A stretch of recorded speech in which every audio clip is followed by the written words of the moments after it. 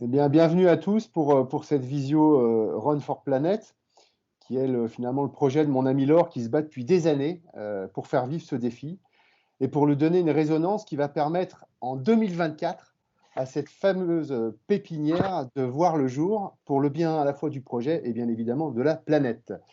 Et pour positionner le sujet et l'urgence du projet, ben, je vous propose de regarder une petite vidéo, il n'y en a pas pour longtemps, il y en a pour 2 minutes, qui va placer la problématique au centre de notre visio.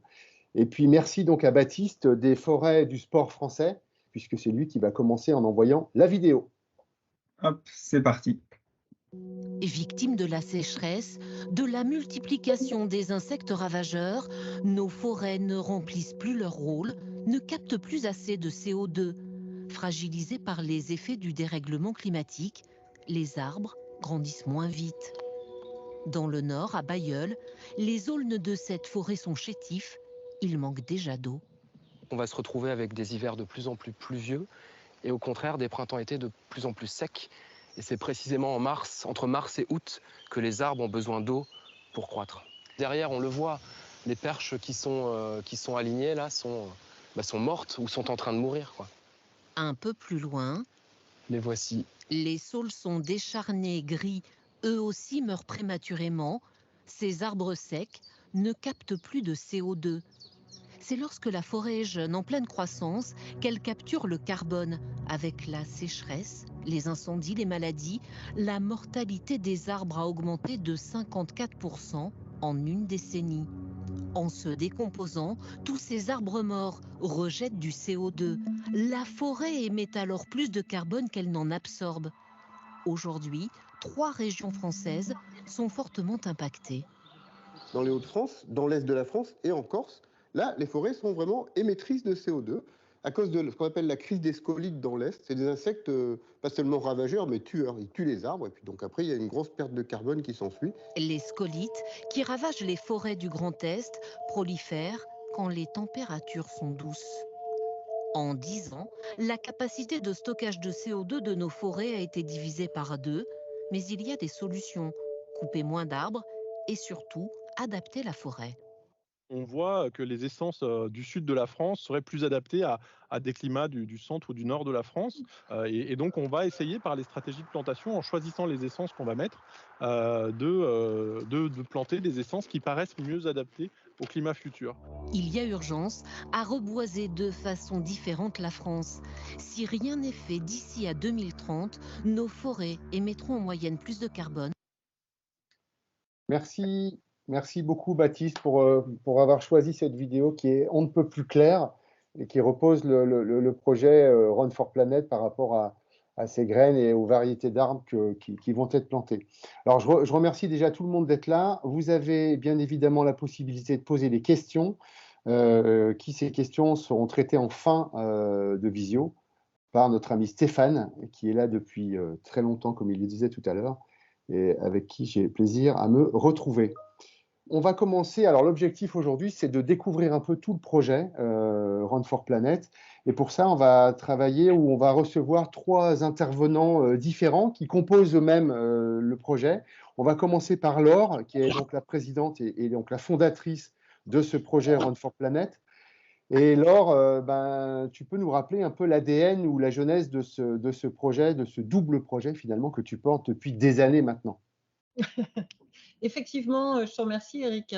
On a créé Run for Planet en 2020 et suite à des discussions avec Ultra Runner qui avait fait plusieurs fois le tour du monde et qui constatait à hauteur d'homme le dépérissement de notre planète. Donc les changements qu'ils observaient vraiment en prenant le temps de courir à 10 années d'intervalle. Donc la planète était complètement transformée quand même, donc avec des cratères, etc., d'exploitation. Donc nous, aujourd'hui, le grand principe de Run for Planet, c'est d'associer la course d'ultra-runner à la plantation de graines d'arbres.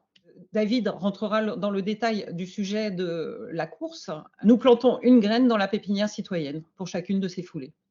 La pépinière citoyenne aujourd'hui sera bretonne, avec un objectif de 6 millions d'arbres à l'horizon de 2028 sur 10 hectares, donc une plantation extrêmement dense. Et 80% de notre production de jeunes arbres sera donnée aux associations et collectivités planteuses d'arbres. qu'en fait, vous l'avez compris, nous sommes des planteurs de graines. Les graines, le meilleur des semences françaises et le meilleur du conseil quant à la sélection de ces graines.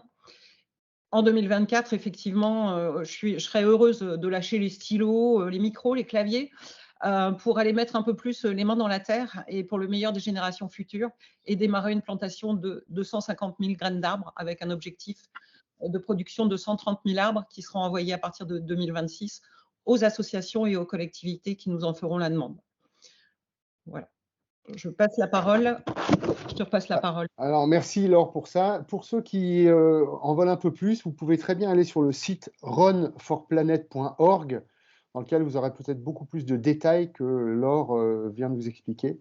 Donc, à vos claviers, on a aussi bien évidemment tout ce qui est réseaux sociaux, que ce soit Facebook, Instagram ou LinkedIn, dans lequel vous avez trouvé un peu plus d'informations par rapport à ce que Laure vient de nous dire rapidement. Ce que je vous propose, c'est de poursuivre avec Didier Lehenaf, qui est le fondateur de l'association Forêts du sport français. Alors, bonjour Didier, et en 2 mots, c'est quoi les Forêts du sport français? À quoi ça sert? Et surtout, pourquoi tu t'es associé avec Run for Planet? Petite correction simplement concernant les Forêts du sport français, ça n'est pas une association à proprement parler, c'est un programme. C'est un programme qui est porté par l'association Un sport vert pour ma planète, association que j'ai cofondée en 2005. Et donc, ça va faire 20 ans maintenant que cette association œuvre à mettre le sport au service de l'environnement et à accompagner les acteurs du sport au service en ce moment, de la lutte contre le réchauffement climatique. Et ça passe par la multiplication de programmes.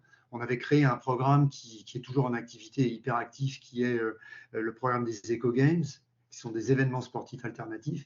Et le programme qu'on a lancé au début 2023, parce qu'il y avait une énorme demande émanant des acteurs du sport, c'est le programme des Forêts du sport français. Alors très concrètement et de manière très brève, ce que c'est que ce programme, c'est un programme en fait qui engage les différents acteurs du sport au service de la renaturation de nos territoires, qu'on identifie comme nos terrains de jeu. Vous savez que le sport est omniprésent, que ce soit dans l'air, sur la terre ou sur l'eau, ou dans l'eau ou sous l'eau.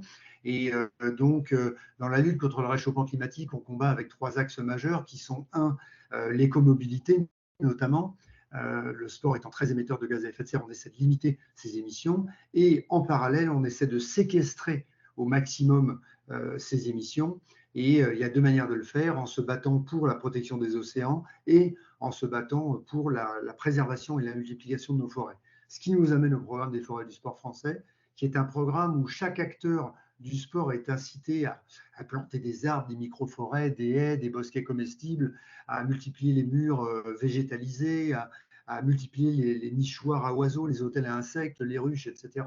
Donc, globalement, notre programme vise à accompagner chacun de ces acteurs, qu'ils soient organisateurs, qu'ils soient clubs, comités, ligues, fédérations, qu'ils soient sportifs de haut niveau, qu'ils soient marques sportives, médias sportifs, etc., les accompagner dans leur projet de réensauvagement de notre territoire. Merci Didier. Encore une fois, pour ceux qui en veulent plus, c'est fsf.green. C'est un site qui est hyper bien fait, qui vous montre vraiment précisément ce que vient de raconter Didier, avec des chiffres, avec des photos, avec des vidéos, avec plein de choses. C'est hyper sympa.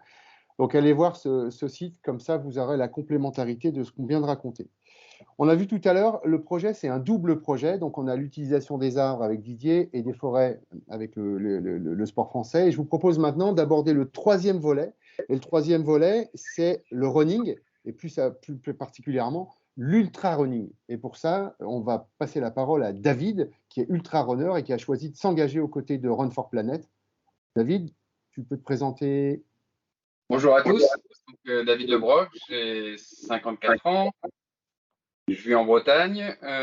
Cependant, donc, la semaine, je travaille sur Paris, dans le groupe BPCE. Qu'est-ce que je peux dire d'autre? Je suis marié, je suis papa de 2 grands enfants, 24 et 22 ans. Et puis, le sport a toujours fait partie de ma vie. C'est plus un équilibre de vie maintenant. Et les défis, qu'ils soient professionnels ou sportifs, sont vraiment essentiels pour moi. Alors, qu'est-ce que c'est que l'ultra-run? Parce que le running, on sait à peu près tous, mais l'ultra-running, t'es tombé dedans comment et c'est quoi?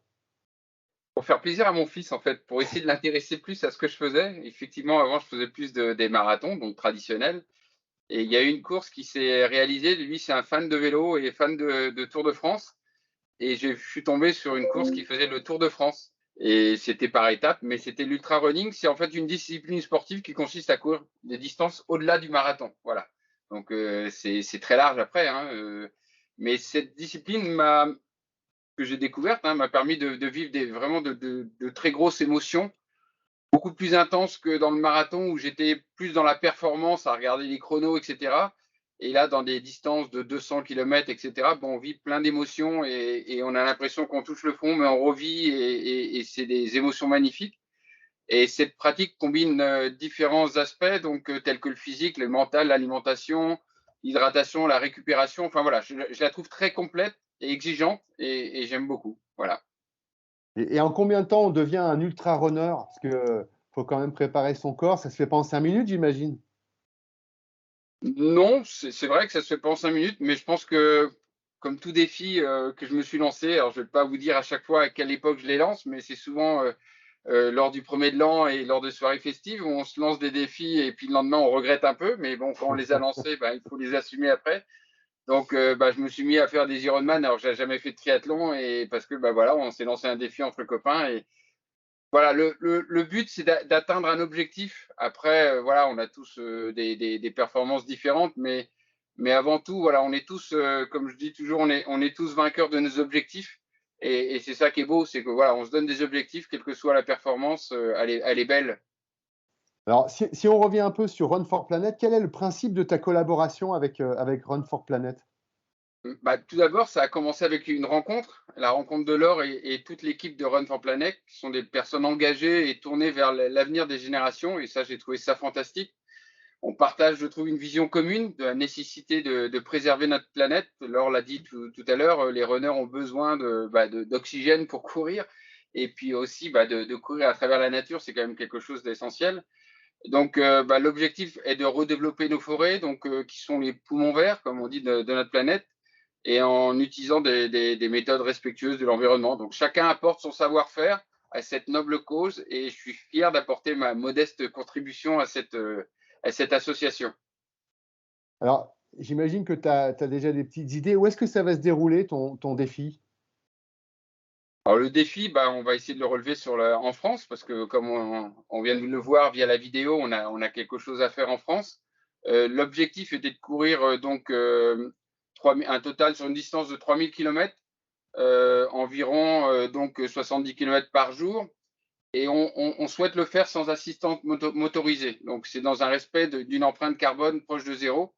Donc, on va choisir un parcours en France pour mettre en beauté donc, la richesse de notre pays, en sensibilisant les gens à l'importance de protéger notre environnement.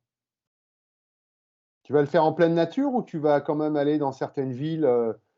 J'ai vu que tu avais fait des choses précédemment dans lesquelles tu étais à Lyon, à Marseille, à Bordeaux, etc. Ça, c'est des choses que potentiellement tu referais ou tu resterais en pleine nature? Alors, c'est bien de passer par des villes, parce que je pense que c'est important aussi de porter le message. À la différence de la course sur laquelle j'avais participé, courir sur les routes, en termes de sécurité, c'était assez dangereux quand même, parce qu'on avait souvent des routes nationales où on avait très peu d'espace et on court en face des voitures. Et comme si je suis tout seul, j'aurai une petite charrette derrière moi, donc essayer d'aller plutôt dans les voies cyclables en termes de sécurité, c'est plus agréable. Mais par contre, essayer de rejoindre des villes, oui, je pense que ce sont des étapes importantes et faire parler de l'association, c'est très important. Alors justement, faire parler de l'association, pourquoi, quelle est ta motivation pour t'être engagé avec Run for Planet? Qu'est-ce qui te fait, qu'est-ce qu'il y a comme fit entre vous deux? Enfin, pour ma part, en tout cas, je trouve que c'est courir utile. Et c'est quelque chose qui me suit tout le temps dans mes projets professionnels comme sportif. J'aime beaucoup allier l'innovation, la performance, mais surtout qu'elle soit utile. On peut être performant, réaliser des choses exceptionnelles, mais si on peut y ajouter de l'utilité, je pense que déjà c'est une très grosse motivation pour moi. Et puis, si ça peut aider une association avec laquelle je partage énormément de valeurs, c'est gagnant-gagnant, comme on dit. Et ça, c'est très important. Alors tout à l'heure, je parlais que tu avais déjà réalisé ce type de course. Tu peux nous raconter un tout petit peu rapidement ce que tu as fait en 2015? Ça s'appelait le Tour de France en courant. Donc on partait de Paris, donc à Paris, donc on était en solo, hein, c'est une course en solo avec des étapes, donc on courait à peu près 65 km en moyenne par jour sur 43 jours consécutifs. Donc on est parti de Paris devant Notre-Dame et on a rejoint Lyon, on est passé à Marseille, avant on est passé par le Mont Ventoux, on a fait Toulouse, Bordeaux, Nantes et on est revenu sur Paris sous la Tour Eiffel. C'est une expérience très très enrichissante. Pour moi, c'est la première fois qu'on vivait. Voilà, c'était avec des coureurs du monde entier. Et on vivait ensemble le soir, on mangeait ensemble et on repartait tous à s'entraider, à courir. Mais voilà, on était tous en solo. On courait, on faisait notre course à étapes, donc classement général, etc. Mais ça m'a appris beaucoup sur moi-même aussi parce qu'on se retrouve face à des grosses difficultés, que ce soit en termes de fatigue, de problèmes physiques, etc. Et prendre sur soi et repartir le lendemain pour faire une étape, c'était éprouvant, mais c'est une grande source pour moi. Ça a été très, très bénéfique. Alors, si on reparle du défi Run for Planet, comment tu seras équipé lors de dans ce grand défi de 3000 km? Comme je disais tout à l'heure, si je suis tout seul, donc j'aurai une petite charrette où je vais pouvoir transporter mes affaires, mes provisions pour la journée, ainsi que tout ce que j'ai besoin pour affronter les conditions météorologiques que je devrais donc affronter. Par contre, si j'ai un accompagnateur en vélo, je pourrais lui décharger un petit peu et puis garder seulement ce que j'ai besoin pour me ravitailler et m'hydrater pendant la course. Quand tu avais fait ton truc en 2015, c'était une charrette que tu avais avec Non, toi? on était vraiment en course officielle, c'est-à-dire qu'il y avait un départ à une heure précise et puis Ouais. tous nos bagages étaient pris dans un camion, étaient motorisés. Donc c'est vrai que c'est ça que je voudrais éviter. Je trouve que c'est beau de parcourir la France, etc. Mais si en plus on a des camping-cars qui nous suivent, etc., je trouve que voilà, c'est quelque chose qui me choque un peu. Donc j'ai voulu faire ça différemment. Oui.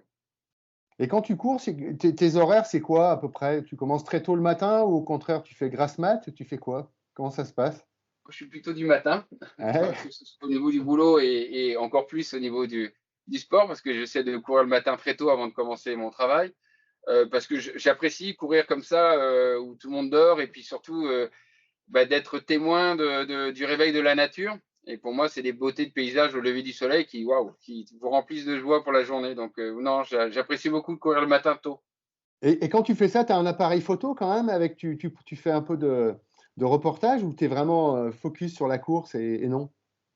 Alors, j'avais commencé à faire, mais c'est vrai que maintenant, avec les jours qui sont réduits, donc je le fais moins parce qu'en fait, j'aimais beaucoup courir le matin et puis prendre le lever du soleil là où je suis, quoi. Donc, D'accord. j'avais posté ça sur Instagram. C'était le bonjour à tous et bonne journée avec le lever du soleil. Mais là, maintenant, quand je cours, il fait Ouais, nuit. ouais. Et donc, c'est un peu plus difficile de le faire. Mais là, j'aurai l'occasion de le faire pendant ces 3000 km parce qu'obligatoirement, j'aurai le lever du soleil quand même dans mes 70 km. Alors, il y a une question qu'on se pose un peu tous, c'est bon, tu vas être en solo, tu vas être autonome, mais en vrai, tu vas dormir où? Alors, j'aimerais bien privilégier l'hébergement chez l'habitant parce que c'est quelque chose qui me touche beaucoup, partager des moments de convivialité et d'échange avec des habitants locaux. Pour moi, c'est aussi ça qui m'intéresse, c'est d'aller à la rencontre de l'autre, découvrir de nouvelles cultures et puis aussi parler de pourquoi je cours et parler de Run for Planet pour essayer justement de communiquer sur cette association. Et ça, c'est quelque chose que tu prépares en amont ou tu vas au petit bonheur la chance et toc toc, bonjour, je peux dormir chez vous?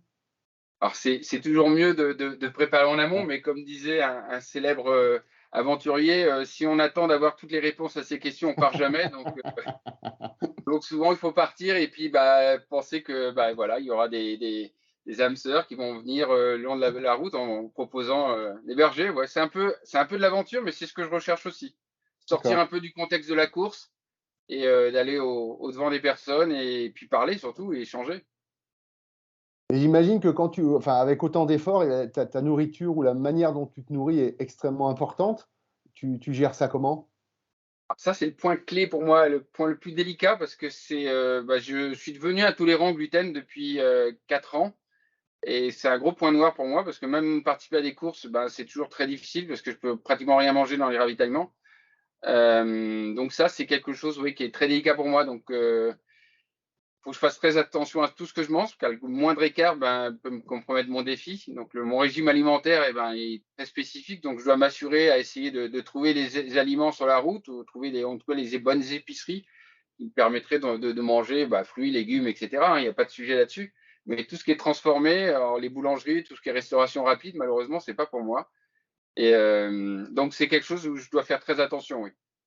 Mais tu calcules réellement toutes tes calories, etc. C'est vraiment, on va dire, des maths dans la manière dont tu te nourris, ou c'est vraiment, tu fais ça, on va dire, au jugé? Ouais, alors, je suis venu souvent au sport parce que j'adore manger.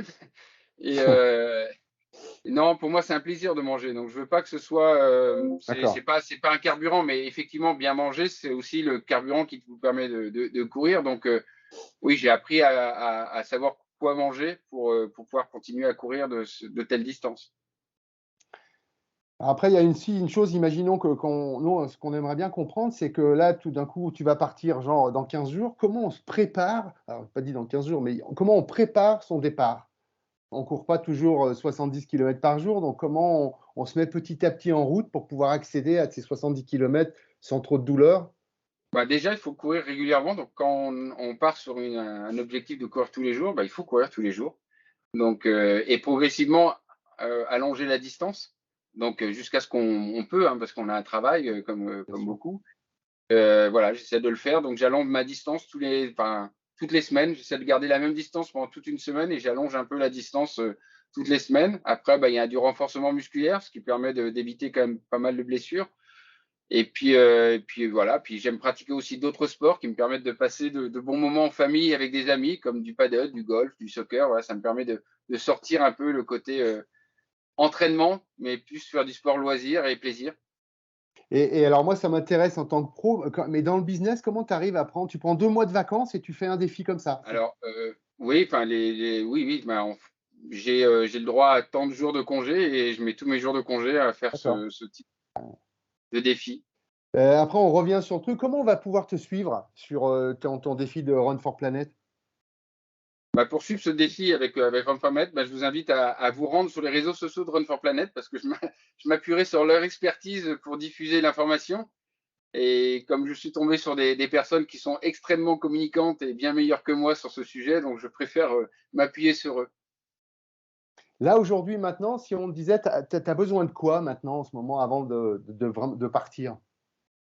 Aujourd'hui, je dirais que j'ai besoin du soutien de beaucoup de soutien pour m'aider à courir utile, comme je vous disais tout à l'heure. Donc, par conséquent, d'aider Run for Planet dans leur mission de reforestation. Donc, on peut contribuer de différentes manières, hein, que ce soit en donnant de notre temps, comme le font beaucoup de bénévoles qui écoutent actuellement, et puis comme moi, ou en aidant financièrement cette association. Donc, voilà, la contribution permettra à Run for Planet d'acheter les graines nécessaires à planter les arbres, et ainsi de contribuer donc à la préservation de notre planète.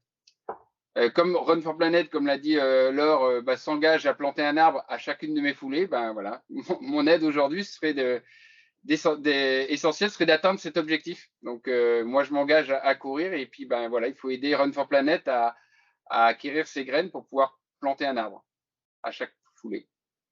Est-ce que tu as déjà déterminé une période dans l'année prochaine où tu penses faire ton défi, ou pas encore, c'est trop tôt? Alors, j'ai des contraintes professionnelles, parce que donc notre groupe s'associer donc avec les JO donc en 2024. Ah oui. Et donc entre la période de mai où la flamme olympique arrive sur le territoire français jusqu'à la fin des Jeux olympiques paralympiques, donc c'est-à-dire début septembre, donc de mai à début septembre, je ne peux pas prendre de congé pendant cette période-là, donc ce sera soit avant, soit après. Pour l'instant, on a l'objectif de le faire donc fin mars jusqu'à fin avril. Et puis, si on avait des difficultés, on reporterait ça à septembre. Mais en tous les cas, voilà, le but, c'est de le faire en 2024. C'est important. En tout cas, je vais mettre tous mes congés là, et le faire avec grand plaisir.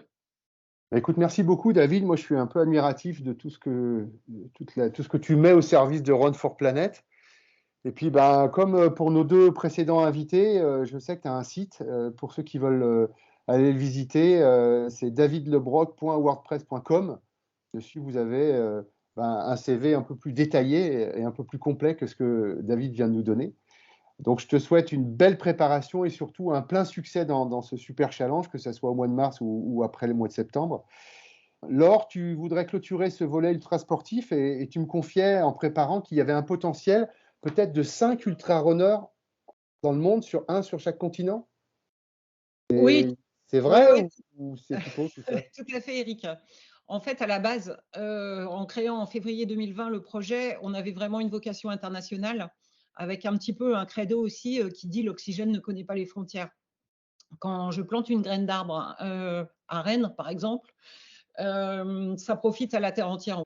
Donc, pour garder cette notion internationale qu'on a dû mettre de côté pour l'instant, suite à la crise sanitaire, suite aux crises internationales, difficultés entre les pays, on a imaginé que ces courses de 3000 km, avec une moyenne de 70 km courus par jour, soient aussi portées par un coureur par continent.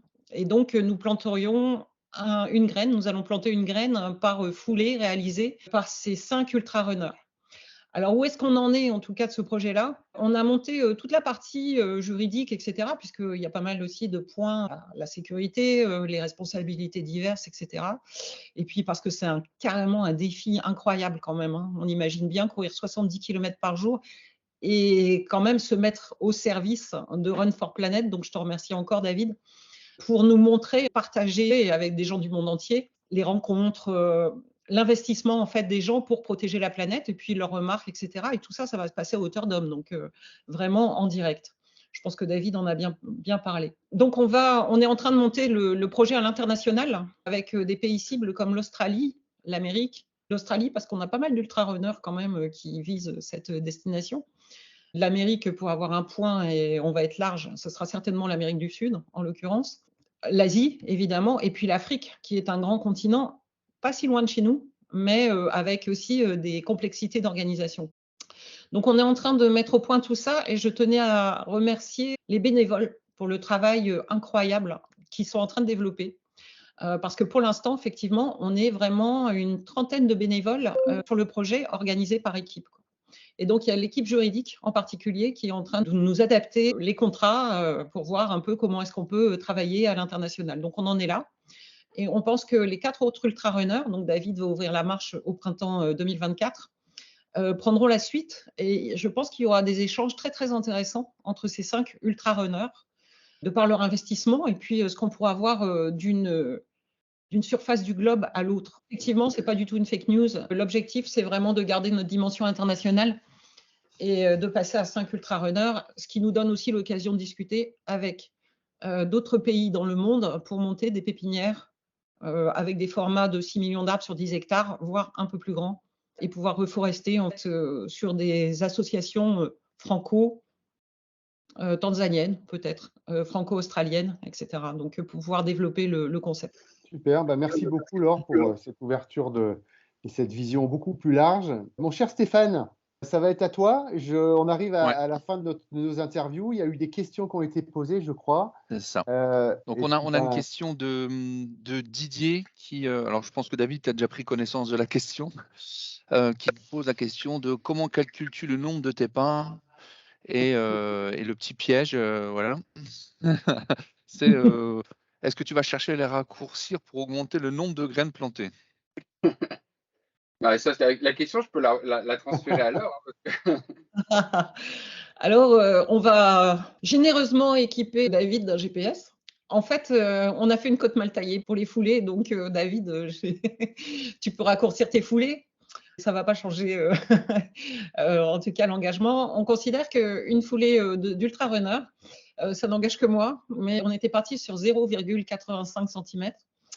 Et clairement, quand vous allez, quand il y a 70 km qui sont parcourus au fil de la journée, je pense que David pourrait être fier parce que nous, on a l'engagement derrière d'aller planter 100 000 graines environ pour chacune de ces journées. Donc, un parcours de 3000 km, ça fait aussi environ un petit 4 millions de graines, quoi. Pour chaque ultra-runner, ça veut dire qu'on s'engage à planter 20 millions de graines pour les 5 ultra-runners au minimum. Évidemment, on le fera au fil du temps. Encore une fois, notre pépinière portera à l'horizon de 2028. Il nous faudra 6 ans pour monter en puissance sur cette production. Elle portera 6 millions d'arbres Ce qui fait que tous les 2 ans, on va sortir ces arbres et que d'ici 2028, on sera, je pense, à environ quelque chose comme 10 millions d'arbres qui seront déjà en terre et on aura encore un peu de temps pour satisfaire à chacune des foulées une graine plantée dans la pépinière. Donc, on étalera dans le temps notre plantation de graines. Donc, on a également donc, une question de Marie. Merci, merci Laure. Donc voilà, es-tu en lien avec des acteurs locaux présents sur ton itinéraire ou est-ce que tu vas aller voilà, tout simplement à leur rencontre? Oui, enfin, ce qu'on souhaite, c'est publier l'itinéraire. Après, s'il y a des personnes qui offrent l'hospitalité, tant mieux, ce serait génial. Et puis après, j'espère rencontrer du monde pendant ma course et pouvoir donc échanger avec ces personnes-là et autour d'une table et peut-être d'un lit si possible. Mais voilà, le but du jeu, c'est effectivement de présenter l'itinéraire. On est en train de travailler et après, de pouvoir avoir des personnes qui puissent s'inscrire et proposer donc l'hospitalité. Je pense qu'on va aussi faire jouer à fond tout ce qui est réseaux sociaux là-dessus. Réseau. On va solliciter, ça a déjà commencé, les clubs de sport, les forêts du sport français. Donc, c'est aussi l'idée de notre complémentarité. Et puis, vraiment générer un accueil spontané, mais qu'on sache un peu quand même où David pourra poser ses baskets tous les soirs et repartir le lendemain matin très, très, très tôt, comme il l'a indiqué. On cherche vraiment aussi à ce que les gens courent avec David. Hein. Pour info, franchement, je pense que tout le monde est bienvenu pour courir avec toi. David, je pense pas que tu vas me... Enfin, je te laisse développer le sujet. Ah non, au contraire. Non, c'est Ouais. toujours Ouais. Donc du coup, la nouvelle question de Marie, je pense qu'elle est adressée à Laure. Et du coup, vous avez déjà des contacts en Europe, par exemple, pour ce genre de défi? Guéline, tu veux répondre? On a... Non, oui, en France, j'en ai pas beaucoup des contacts, mais en Suède, dans les pays nordiques, ce sera bon. On pourrait trouver des gens. Ouais, voilà. Donc, là, je pense que la boucle 3000 km, elle va se faire de toute façon. David va rester en France et principalement sur des axes cyclables. En fait, il y a des réseaux aussi d'accueil des cyclistes sur les pistes cyclables françaises. Des gens qui spontanément en fait sont cyclistes et accueillent les cyclistes. Je pense qu'on va leur proposer de faire un effort pour l'ultra-runner. Bon, à voir. Donc on a Didier qui indique qu'il a des connaissances solides ou des contacts solides en Tunisie ou au Brésil. Donc quand tu parlais d'Amérique du Sud tout à l'heure, ouais. Voilà, top. Donc Éric Vincent nous a posé des questions un peu plus techniques. Quelle variété prioritaire pour la pépinière 2024 versus la vidéo de l'intro? Donc ça, c'est une question pour Laure. Ouais, tout à fait. Alors très clairement, ça a fait l'objet vraiment de recherches. Et on a aussi une équipe sylviculture, Salomon, Yvan Collins, Jacques, Didier, etc. Enfin, on a quelques bénévoles aussi qui sont très impliqués sur le sujet. Donc, on a consulté notamment l'ONF, l'Office national des forêts, les parcs naturels régionaux.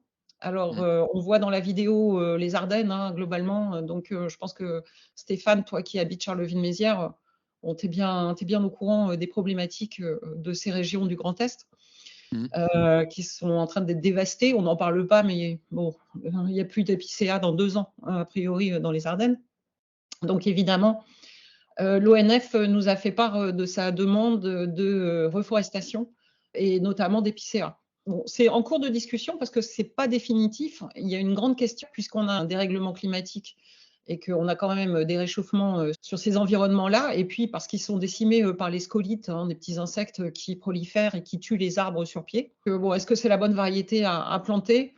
Je pense que la question sera tranchée d'ici une quinzaine de jours. En tout cas, les autres variétés, ça va être des châtaigniers qui vont venir d'ailleurs dans des forêts éventuellement ou dans des environnements urbains. C'est une cour d'école. Si on a envie de remettre un châtaignier, ça va être possible avec nous. Ou alors, elles vont venir regarnir en fait les espaces agricoles. On donnera ces arbres donc aux agriculteurs en leur demandant évidemment d'en prendre soin pendant au moins 30 ans. Donc, on donne nos arbres, mais on demande un engagement de les garder au moins 30 ans, de ne pas en faire des planches à 30 ans. Et on espère bientôt le passer, une fois qu'on aura distribué quelques centaines de milliers d'arbres, passer vraiment au siècle, parce que tous ces arbres peuvent tenir le siècle. Donc, j'ai parlé des épicéas, il y aura des châtaigniers, il y aura des cèdres qui sont vraiment la valeur sûre sur le réchauffement climatique, puisque vous savez très bien que vous mettez dans vos armoires des petites palettes de cèdres quand vous voulez éloigner les insectes. Donc, eux, on n'a absolument aucun problème de scolyte. Ce sont des arbres qui poussent très bien. Et on a notamment des cèdres de l'Atlas. Ça paraît bizarre de mettre des cèdres qui sont originaires du Maroc, mais on a de grandes implantations en France de cèdres de l'Atlas qui fonctionnent très, très, très, très bien. On va planter des chênes aussi. Cette année, on s'est renseigné, le chêne Cécile, tel qu'il a été décrit, n'est pas très disponible. On n'a pas de très bonne récolte cette année, donc il est possible qu'on passe à une autre variété de chêne. On est en train d'en discuter. On a prévu 80 000 charmes. Le charme, c'est vraiment l'arbre polyvalent par excellence qui va permettre de faire des haies, voire qui va pousser comme un arbre, vraiment qui va s'étendre comme un arbre et qui va pousser pour aussi garnir des haies bocagères, des cours d'école et puis les forêts. Et puis la dernière espèce qu'on voudrait planter, qu'on voudrait tenter cette année, ce sont des noisetiers. Ça nous est demandé, enfin c'est un peu au titre de l'arbre fruitier quasiment, c'est d'avoir des arbres qui produisent en tout cas quelque chose, qui produisent un fruit et qui soit aussi intéressant pour les enfants et qu'on ait un peu de suivi là-dessus. C'est des arbres qui poussent assez facilement. Ça nous permettra aussi de tester nos premiers envois, etc. et de voir comment on peut améliorer tout ça. 250 000 graines, c'est vraiment du test pour l'instant, avant de passer à beaucoup plus l'année prochaine. On verra, 500 000 à 1 million en plus, puis de développer jusqu'à 12 millions de graines plantées pour produire 6 millions d'arbres. Donc, je rebondis sur, tu parlais, tu évoquais le nombre de graines et puis les pépinières. Donc, en fait, la question qui est posée par Vincent, c'est, voilà, elle est assez pertinente, c'est à quel âge on transplante un implanté en pépinière vers, effectivement, sa terre d'accueil. Ouais. Alors, sur les forêts tempérées, l'âge idéal, c'est 2 à 3 ans. C'est le meilleur moment où ils vont résister à la sortie de terre et à la remise en terre dans un autre environnement. Nos graines d'arbres, en fait, elles vont pousser dans des conditions difficiles. Elles sont en extérieur, les arbres poussent vraiment très serrés. On va les sortir donc à 2 ans ou 3 ans en fonction de leur taille, en fait, de la taille des espèces à cet âge-là, parce qu'il y a un moment où on ne pourra plus les envoyer non plus, donc c'est problématique. On s'entoure de spécialistes pour optimiser même la reprise avec un pralinage spécifique, voire de l'ajout. Enfin, allez voir sur notre site internet parce que toute l'explication sur la pépinière est donnée par nos brillants rédacteurs. Et encore une fois, merci à nos rédacteurs bénévoles toujours, qui ont expliqué le voyage de la graine, vraiment de la réception des sacs de l'ONF, voire d'autres grandes graineteries françaises, jusqu'à ses 30 ans. Comment est-ce que ça se passe pour elles? Donc, on pourra ajouter éventuellement aussi des mycorhizes de champignons qui permettent une reprise optimale de chaque arbre. En fonction des variétés, il y a des mycorhizes différentes. Un arbre pousse beaucoup mieux s'il est déjà équipé de ces mycorhizes, en tout cas au moment de la remise en terre. Marie pose la question si on avait également pensé aux collectivités. Ouais, je continue sur le sujet. Oui, alors les collectivités, c'est quelque chose d'assez facile en fait à mailler. Et on a 2 ans devant nous pour les développer. Donc oui, bien sûr, les collectivités, qu'elles soient, que ce soit les mairies, les communautés de communes, etc. Moi, je suis en contact avec au niveau professionnel avec ces publics-là. Donc, ils sont enthousiastes, évidemment, puisqu'on va donner les arbres. Donc, ils sont toujours en recherche d'animation, de choses possibles à faire. Donc, effectivement, mailler les collectivités. Puis, ça va aussi sur les hôpitaux, les écoles, etc. Donc, avec lesquels on va pouvoir apporter de l'information. Puis, à qui on va proposer nos arbres. Ça veut dire aussi une grosse plateforme informatique qu'on est en train de générer pour suivre nos arbres et les tracer vraiment, encore une fois, du sac de graines jusqu'à leurs 30 ans. Je pense que là, on pourra faire une visio complète là-dessus.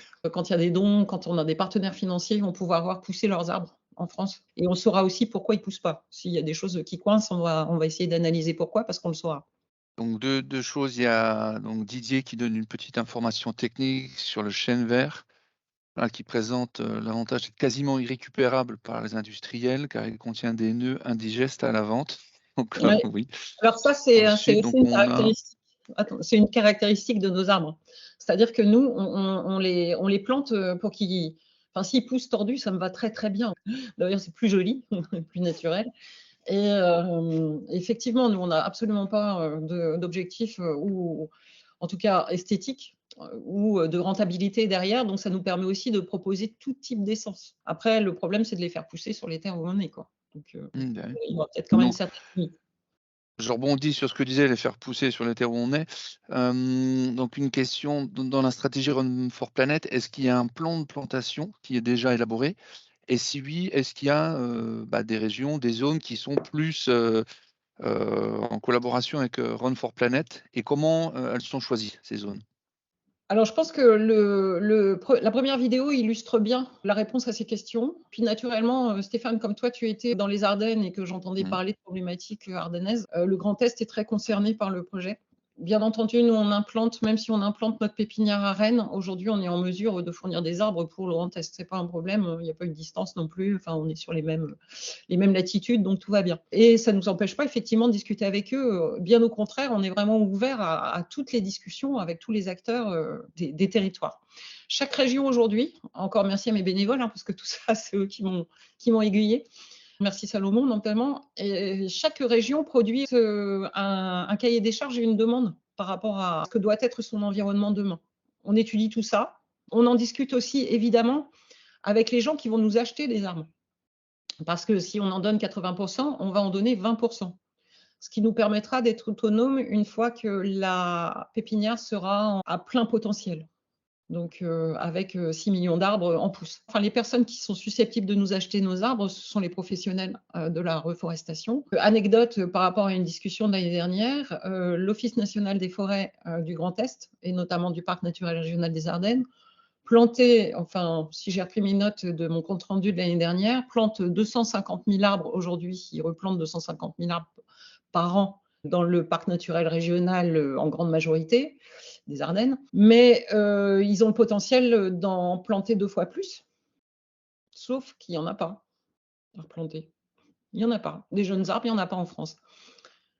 Je rebondis aussi là-dessus, ça a été un des points d'entrée de notre contact avec les forêts du sport français, qui pour nous serait une association, un plan de pousse, qui est complètement dans les cibles que l'on veut toucher pour planter définitivement nos arbres. Encore une fois, nous sommes des planteurs de graines, on vient vraiment en amont des planteurs d'arbres et on va mettre à disposition 2 à 3 millions d'arbres tous les ans à l'attention des collectivités et des associations. On est de plus en plus en contact évidemment avec les acteurs des régions, de toutes les régions de France. Je pense qu'on aura plus d'impact quand même sur la moitié nord, qui est en grande difficulté en termes de fourniture d'arbres et en termes de reforestation, qui sont surtout liés au changement climatique, peut-être plus qu'aux incendies dont on entend parler maintenant tous les étés, avec des années assez dramatiques comme l'a été l'année 2022, quoi. Les régions cibles pour Run for Planet, surtout le Grand Est, le Nord, et puis après les régions naturellement boisées, on peut effectivement fournir quand même sur des essences qui fonctionneraient dans le Sud. Comment est-ce qu'on se positionne? Est-ce qu'on plante, nous, aujourd'hui, des graines d'essences qui existent et qui vont s'adapter au réchauffement, au changement, aux sécheresses et aux inondations? Ou est-ce qu'on prend des essences qui viennent de régions qui connaissent déjà ces problématiques-là et qu'on importe finalement en France ou qu'on va développer en tout cas avec des graines qui ont un maximum de qualité pour tenir sur ces prévisions, quoi. Autant pour moi. Donc je passe la parole à Didier, il a levé la main, autant pour moi. Je n'ai pas vu, j'ai coupé le micro. Donc Didier, si tu souhaites t'exprimer. Oui, je voulais rebondir sur ce que tu viens de dire, Laure, effectivement, sur l'état des lieux concernant l'écosystème sportif. Lorsqu'on a lancé le programme des forêts du sport français, on a d'abord eu un accueil, on a reçu un accueil extrêmement enthousiaste de la part des acteurs. La genèse de tout ça, c'est que l'ensemble des acteurs du sport au cours des 15 dernières années a pris conscience des problématiques d'impact, qu'ils étaient à la fois victimes du réchauffement climatique, de la détérioration de leur terrain de jeu et responsables coupables de cette détérioration. Et donc, tous les acteurs veulent s'engager. Et lorsque nous, on a commencé à bosser avec Baptiste sur des projets de renaturation, de réensauvagement, on s'est très vite heurté à 2 types de blocages, un blocage au niveau des terrains et un blocage au niveau des essences. Donc, je voulais vraiment insister sur ce point que tu as évoqué, Laure. Difficile de trouver des terrains et difficile de trouver des essences parce que en fait la demande aujourd'hui, comme tout le monde a pris conscience de la nécessité de planter, eh bien en fait il y a beaucoup plus de demandes qu'il y a d'offres. Et on est en train de résoudre le problème des terrains. Avec Baptiste, ces dernières semaines, on a trouvé des terrains à Fontainebleau, dans la Meuse, en Normandie, à Chantilly. Donc les terrains commencent à être là, mais il nous manque vraiment les essences, quoi. Et donc, cette proposition faite par Run for Planet de proposer justement cette pépinière citoyenne qui, à terme, permettra de fournir des millions de plants. C'est absolument fantastique, quoi. Donc, je voulais vraiment rebondir là-dessus parce que ça apporte aux acteurs du sport et au programme des forêts du sport français une réponse claire à cette attente qu'on a et cette angoisse qu'on avait de ne pas être capable de délivrer, quoi. Parce que c'est super d'avoir des projets. On a un 35 dans les cartons à l'heure actuelle avec Baptiste, sauf que notre angoisse, c'était qu'on avait des acteurs qui avaient envie de planter, on avait éventuellement des financements, on avait des ressources humaines, parce que les clubs, les comités, les ligues, ce sont des gens qui fournissent de la main-d'œuvre de tous les âges pour planter. Mais si on n'a pas les terrains et si on n'a pas les essences, on est mal, quoi. Donc, grâce à vous et grâce à toi, Laure, on est en train de résoudre une partie des problèmes. Et on a maintenant des territoires, c'est pour rebondir sur la question qui a été évoquée sur les collectivités territoriales. Les collectivités territoriales sont en train de se rendre compte de la force de frappe du monde du sport, aussi bien en termes d'événementiel sportif qui donnent des coups de projecteur sur les problématiques de biodiversité, mais aussi qui sont des gens qui peuvent accueillir des plantations.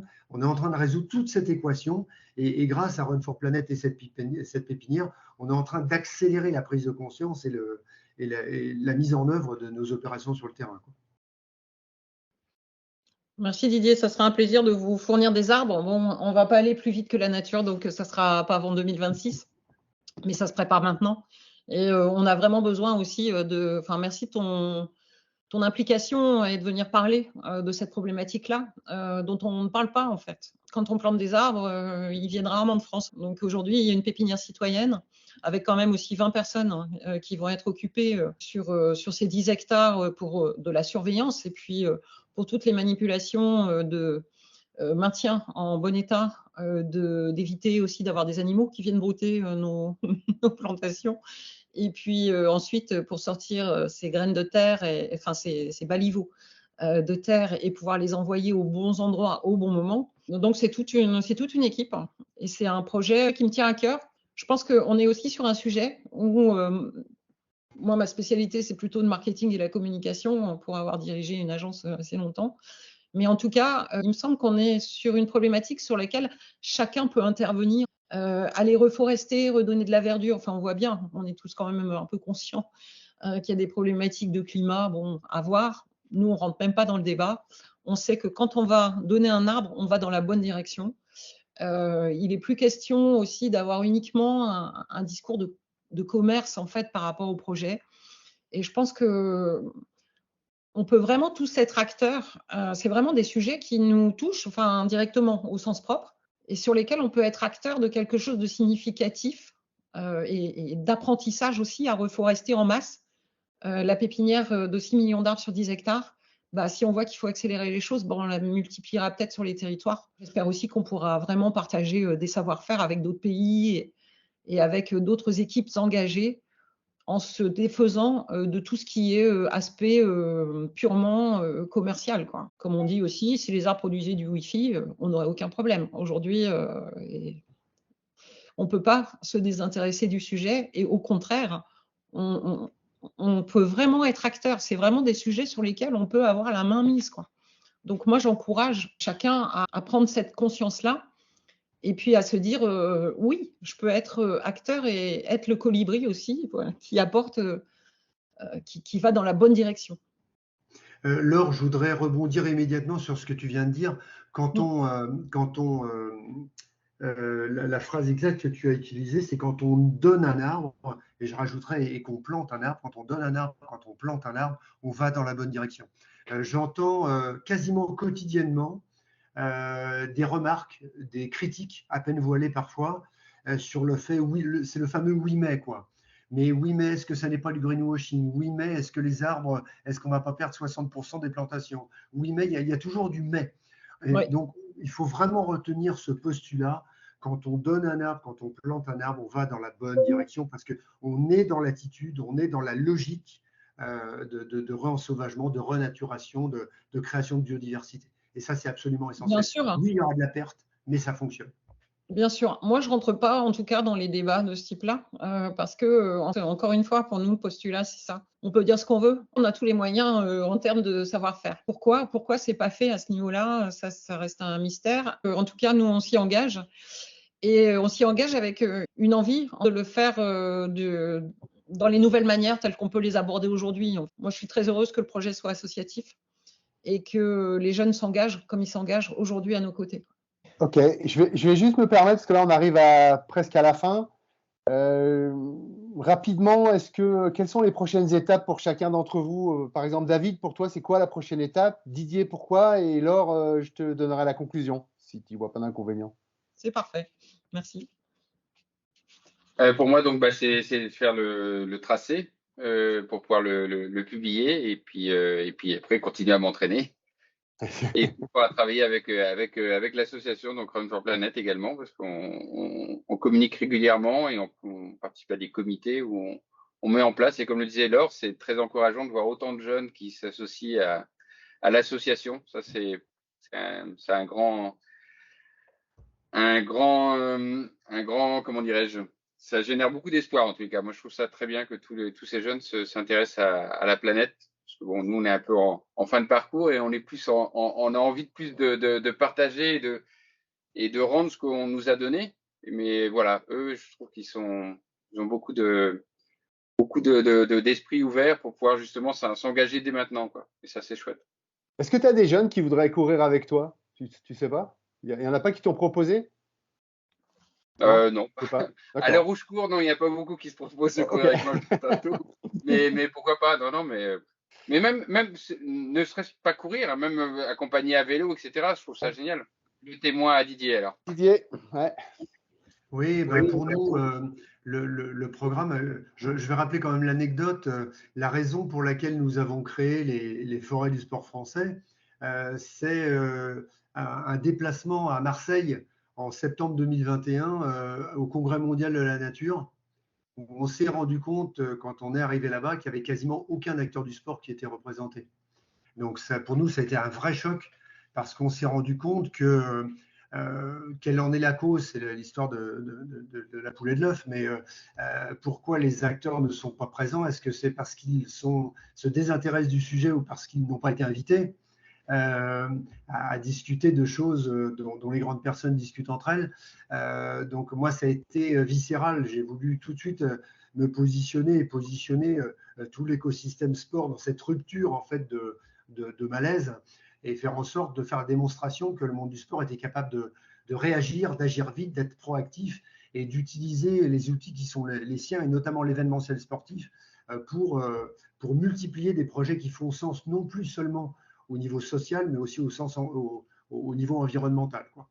Donc pour nous, l'objectif après 2023, qui était la création du concept des forêts du sport français et de la mise en œuvre d'un certain nombre de projets. Je vois d'ailleurs parmi les photos que Baptiste a choisies, qui sont super, on voit des plantations. Je crois que c'est une marque Decathlon, pour ne pas la nommer, en haut à gauche. En bas, j'imagine que c'est les Eco Games Pays de la Loire. En haut à droite, c'est une journée du sport responsable à Sablé-sur-Sarthe, où on a sensibilisé un certain nombre d'acteurs sur l'importance qu'il y avait de planter encore. Nous, notre objet en 2024, ça va être de transformer l'essai. On a 12-13 projets qui ont été réalisés, terminés en 2023. En 2024, je crois qu'on a 30 à 35 dans les cartons. C'est d'aller au bout de ces 35 projets et surtout faire la démonstration que c'est possible sur tous les territoires de notre hexagone et au-delà, que c'est possible en ville, en zone périurbaine et en zone rurale, et que c'est possible sur des petites, moyennes et grandes superficies. Parce qu'une fois qu'on aura fait cette démonstration-là, et je pense qu'on y arrivera à l'horizon 2024, n'importe qui pourra le faire, et donc plus personne n'aura d'excuses pour ne pas le faire. Ça, au moins, c'est clair. Laure, tu veux clôturer et finir avec un petit mot? Alors, tout à fait. Donc, merci en tout cas, Didier, parce que je pense que ces deux images successives des forêts du sport français et de Run for Planet, je trouve, montrent bien notre complémentarité et la différence de nos actions. Sur le visuel que vous voyez, on a un terrain de 2200 m² qui se situe à proximité de Rennes, sur laquelle on est accueilli et pour laquelle on a toutes les facilités en termes d'autorisation de cultiver ce terrain. Parce que c'est un peu compliqué quand même en France d'ouvrir une pépinière, ça ne se fait pas du tout en claquant des doigts. Ce qu'on voit sur la petite photo qui est juste en dessous, ce sont des alignements de pousses de cèdre. Ça donne une petite idée de ce à quoi va ressembler le terrain d'ici, j'espère, l'année prochaine. Bon, on voit David qui court, qui est vraiment notre lanceur d'alerte sur l'état de la planète et qui nous donne cette visibilité continue sur notre action. Donc, encore une fois, merci à toi, David. J'insiste sur le fait que Run for Planet, c'est bien un point .org. On a un point .fr qui joue un peu sur la confusion qu'il pourrait y avoir. Nous, on est bien sur runforplanet.org et on est bien une association à but non lucratif. En tout cas, en parlant de lucratif, pour passer concrètement à l'action de planter ces arbres, il nous faut acheter des graines. Il faut préparer les terrains, il faut surveiller les pousses. Alors, donc, on a besoin de financement là-dessus et j'ai fait un appel sur un crowdfunding pour déjà pouvoir acheter les graines et commencer à préparer le terrain. J'en appelle vraiment en mobilisation. Je pense que ce projet doit être soutenu essentiellement par des citoyens qui vont être les bénéficiaires demain de nos actions. On va aussi chercher des fonds. Enfin, je vous rassure quand même, on ne va pas chercher des fonds que sur le crowdfunding. En tout cas, on est en train de commencer à monter des projets auprès de fondations qui soutiennent les démarches citoyennes environnementales, les valeurs du sport, du dépassement de soi, comme celle que l'on porte aujourd'hui avec Run for Planet. Et puis, on va chercher aussi auprès des entreprises sensibles à la responsabilité sociétale et environnementale, puisqu'on peut proposer toutes sortes d'actions dans le strict respect des valeurs environnementales, sociales, économiques. Bien entendu, il y a un œil particulier sur tout ce qui peut être greenwashing. Nous, ce qui nous intéresse, c'est éventuellement de fédérer des équipes autour d'un projet sportif, etc. Enfin, en tout cas, de faire passer la bonne parole. Moi, encore une fois, je suis spécialiste marketing et communication, donc très à l'aise sur ces sujets-là pour fédérer des esprits d'équipe. Et je pense que la pépinière et l'action, le dépassement de soi, la performance de David est un élément naturel aussi pour fédérer des équipes. Donc, encore une fois, je lance un appel sur le crowdfunding d'achat des 250 000 graines. Ce qui est intéressant, c'est d'avoir un maximum de contributeurs et évidemment un maximum de budget. Mais beaucoup de contributeurs, même qui mettent 5 €, nous permettent de comprendre qu'il y a un engouement et qu'il commence à se passer quelque chose sur le sujet de produire des arbres. Voilà, donc moi, sur le mot de conclusion, je voulais remercier vraiment chacun d'entre vous. David, je te rends encore hommage pour ton engagement sans faille, parce que on a quand même beaucoup rebondi depuis le temps où on travaille, on développe le projet ensemble. Je pense que c'est une course de rebond, en fait. Bon, c'est pas un problème pour moi, donc il n'y a pas de souci. Quand on doit recommencer les choses, je trouve qu'on les fait mieux. Donc, je suis certaine que ça va fonctionner. Bravo. Didier, je voulais te remercier pour le partage de nos valeurs, donc la découverte depuis quelques semaines, effectivement, de ton action et de l'action de ton équipe. Et ça nous fait accélérer et grandir, donc je t'en remercie vraiment beaucoup. J'associe évidemment Baptiste pour tes solutions simples et opérationnelles aussi, puis on te voit à vélo, tout ça, tu es sur le terrain. C'est vraiment c'est sympa, il y a un vrai état d'esprit super intéressant. Bon, Stéphane, tu n'es plus là dans la visio, mais ça fait rien, tu verras quand même ces images. Je te remercie pour la constance de ton engagement aussi au fil des rebonds de Run. Donc, toi, tu suis l'opération, tu es fondateur de l'association à mes côtés, donc merci. Je voulais remercier Eric aussi, parce qu'on n'en a pas beaucoup parlé, mais c'est quand même notre animateur qui prend au pied levé nos projets et qui a toujours ce dynamisme que j'ai toujours connu, puisqu'on se connaît depuis longtemps, et qui mettrait d'ailleurs au service de votre événementiel, peut-être d'une autre bientôt, et qui répond toujours présent, même pour les défis les plus fous, quoi, les plus barges un peu sur la planète. Et puis je voulais remercier aussi tous les bénévoles depuis le début du projet, qui sont engagés à nos côtés. Aujourd'hui, il y en a une trentaine, mais il y en a eu avant aussi, etc., qui ont porté le projet avec vraiment des belles réalisations et qui, moi, m'ont permis d'accélérer aussi, de comprendre plus vite. C'est toujours des belles rencontres. Bénévole, il reste bénévole le temps qu'il veut. Il y a du mouvement, en tout cas dans cette équipe. Il y a de la vie. Je voulais remercier mes enfants aussi, qui sont tous les trois impliqués selon leur sensibilité au projet. Voilà, donc des grands merci, merci. Et la suite, je pense que ça sera la visio peut-être de la plantation des premières graines, avec votre participation sur le crowdfunding, si ce serait bien. Et puis, la publication du parcours fixé de David. Je vous donne rendez-vous en tout cas au prochain numéro. Bien, merci beaucoup à tous. Comme tu dis, prochain numéro, mais faisons en sorte que ça ne soit pas dans 6 mois.